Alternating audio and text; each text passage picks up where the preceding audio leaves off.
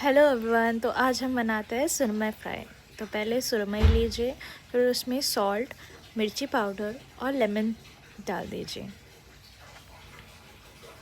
और फिर उसको अच्छे से फ़िश पे लगा दीजिए।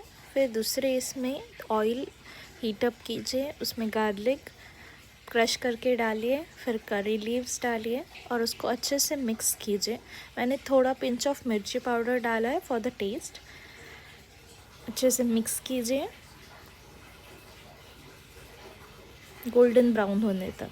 फिर दूसरी जगह पे रवा और मिर्ची पाउडर लगा के मिक्स कीजिए। फिर फ़िश को उसमें डालिए, अच्छे से फ़िश को कोट करिए और फिर उसमें डालिए